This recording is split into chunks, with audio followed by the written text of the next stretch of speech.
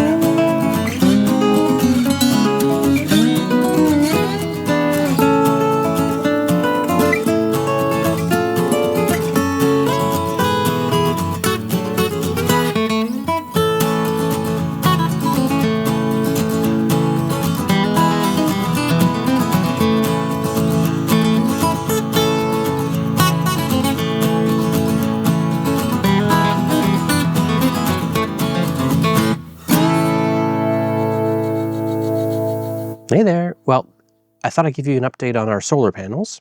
We finally had them installed. We had them actually installed way back in July.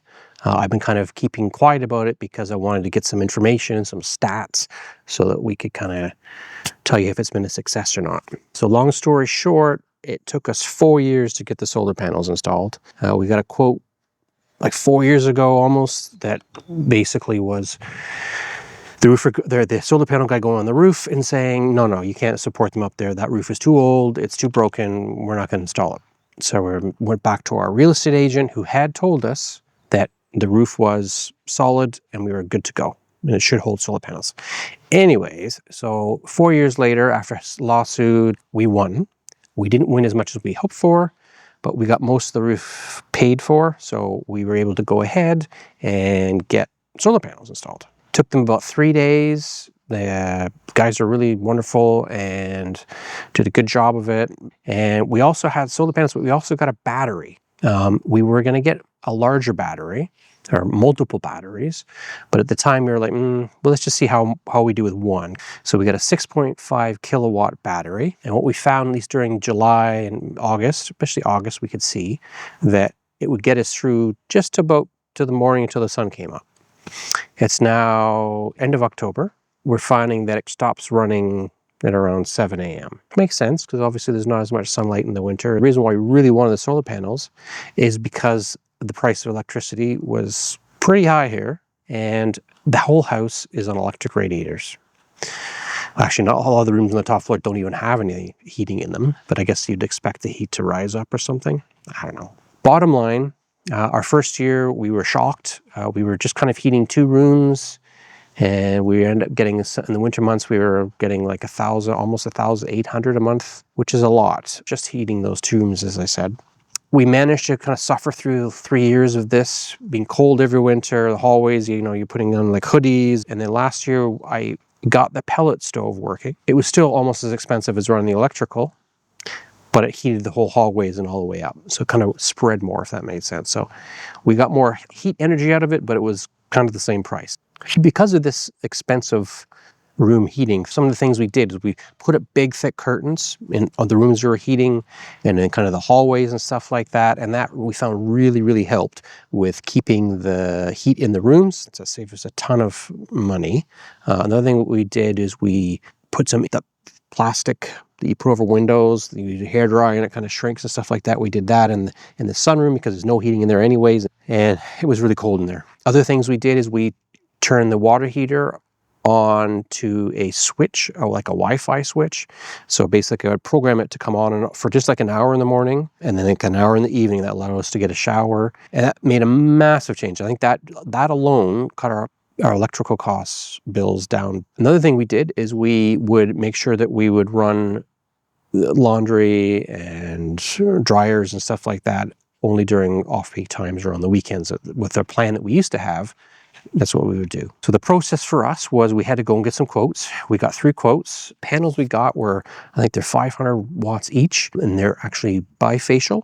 So that means it's not really intended to be put on a roof, but most people are finding that by using the bifacial runs, they do much better in the heat. And there's a little bit of reflection as the sun comes through the panels and bounces off. Especially since we've got those red tiles, the clay tiles, it bounces up a little bit underneath, and we get a bonus of that. But the real trick is that it does really well in heat. So at least the ones we have. So because we get such hot summers, we get 47 degrees plus sometimes. It's important for them to deal well with the heat of this climate. They're black, they look good, yeah, and they weren't that expensive. That wasn't the expensive part. It was the installing. We decided to get micro inverters versus having a big unit. We figured that if things break, if you get the big inverter, if it breaks, you have to buy the whole inverter at one go, and that could be kind of expensive if something goes. Whereas if you have microinverters, one goes, in our case, one microinverter is for every 2 panels or 4 panels, I can't remember. And basically if it goes, we use a section, but we're still generating electricity, nothing stops, it keeps going, and then we can get that replaced without a panic, and it's a smaller hit at one go. We did AP systems, it's called, which is kind of very similar to other well-known names. It's a lot cheaper. The solar panels, all this stuff is Chinese. It works well, they've got the great reviews. So basically the process after you install it is, or before you install it, you've got to get your solar installer guy to give a plan and submit it to EDF. When that's installed, your solar guy calls up EDF and they send over like an electrical inspector to make sure that all the wires have been done properly, that everything's, proper fuses and there's off switches and all that sort of stuff for safety and all that sort of thing. And then once that's signed off, you're allowed to sell any of the excess back to EDF. When we go to sell back, charge 17 cents, but we're only getting 6 cents for every kilowatt hour we sell back. So at this point, we're making about double of what we need. So those extra kilowatts would be better used on something like heat pumps, or we're cooling in the summer, or we're heating in the winter, and that sort of stuff. We're lucky we're getting this. A lot of countries, I think Spain, I'm not sure which ones, but there are some that don't even buy it back anymore. So you're just kind of wasting it. So it makes sense to have a battery. We're going to try to get, the next battery we're going to get is going to be probably something like 32 kilowatts. We currently have 6.5 kilowatts. So those combined, that should get us through a full night, even in the winter. We looked at the amount of money it costs us to do this and how many years it will take us to pay back. And it will be basically between 5 and 7 years. We're then on completely free electricity. So what we found is, just looking at what we were doing in the summer, we're probably using and paying for about 10% of what we were paying before. So we were using about 1,000 kilowatts a month, and we're now using something like 70 to 100 kilowatts a month. So that's a massive change. We still have our little 30 euro standing charge every month, but then we're at about 10% of what we had before. We're going to see this winter how it's going, but so far, if what we do is anytime there's a sunny day like today, every single electric radiator is on. We're heating the house up, and because we've got those big meter or 600 centimeters, which is like 1.5 foot thick walls, all that heat in the house, we try to get everything up to like 25 degrees, which is like 80 or 90 degrees in the house if we can. And by doing that, all that energy gets sucked into the walls or warms up the walls, and then slowly it radiates out over the evening. So we're hoping we can keep that going for as long as possible, and then we'll have a little bit less of a rough winter. We're still working on getting all the heat pumps installed in all the rooms and getting it so we have a nice warm house, but that's for another video. What we have is a little app that you can go on your phone, and what that tells us, and it's kind of useful because we use it a lot actually. I'm always on it looking at it. Sam's always on it looking at it. We're like, okay, we're making power. Go turn something on. Do your laundry. Do your dishwasher. Do the whatever.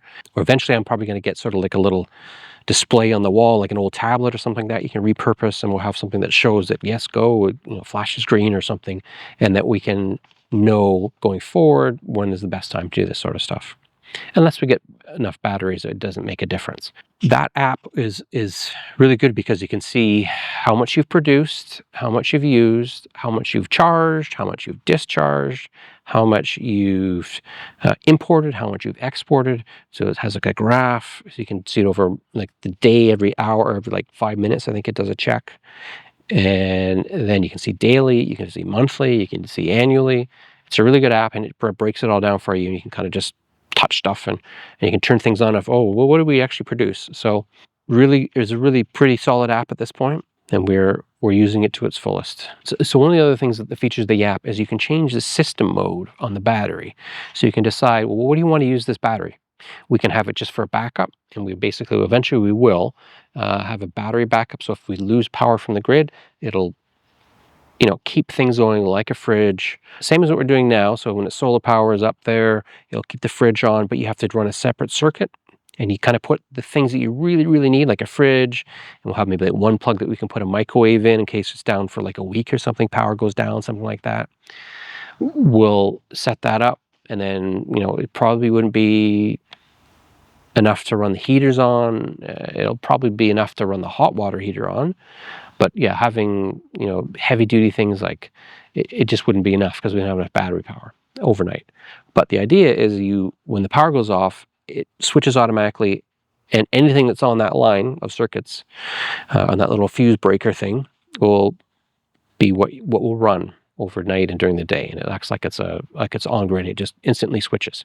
We got that, and so I've been kind of flicking things back and forth, putting it to battery backup mode, and so that when I know we're going to be running out, this is before we switched, that I know if we're going to run out by 7 a.m. and we got an hour more to go, and then it becomes really expensive before the sun comes up, I'll flick it, and it'll suddenly charge up from the grid really quickly, and then I flick it off, and that just gives me another 20% or something like that allows us to get through. We've kind of banked the cheap electricity while we're in the cheap zone, and then it gets us through the little bit of expensive electricity usage before the sun comes up, before we actually start producing stuff. So ideally we'll get that sort of sorted out a little better, and we'll get a bigger battery, and it won't be a problem. But it's kind of a trick that I've been doing with this app. You can do other things, like you can pick certain times when you want to sell back. If you want to, I want to charge from the grid from this time. It does a whole bunch of stuff. It's an interesting app. Another thing we're planning to do is we want to have everything automated in the house. So we're going to get all these heat pump units that all have thermometers on them, and they can turn on and off Wi-Fi. And we're going to have a bunch of extra little switches in the breaker boards that will turn everything on and off and track every individual kind of thing in the house. So what is the washing machine taking? What's the dryer taking? What's the refrigerators taking? What is the car charger taking? We don't have an electric car, but that kind of thing. And what does the pool pump take? And if we have a pool heater, we'll eventually put that on there too. So we could switch it on and off and say, okay, well, here we go. Let's heat the pool. We've got so much electricity right now. Might as well heat the pool. Or the top floor bedrooms are, 4 degrees lower than they should be. So let's whip it up and, increase the electricity or the usage there because we have that extra electricity, or cooling, or whatever you want. So we're going to kind of control everything with a software that you can control on your phone, or you can have it automated. So it kind of does a lot of if then do this statements. So if there's enough battery and it's sunny and we're producing, then run this thing. And you can kind of automate that whole system and make a smart home, which is kind of the plan eventually that we're going to get to, which is why we're having a whole bunch of boards and lots of stuff going on. yeah, so basically that's it. It's been quite successful. We're using about 10% of the electricity we were using before, as in the price we were paying. We're down by like 90%, which is amazing.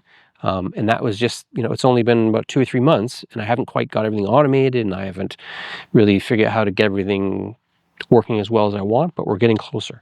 So it looks like, and we will be completely off the grid 9 months of the year. So there'll be kind of December, January, and February that we're going to be paying for some electricity.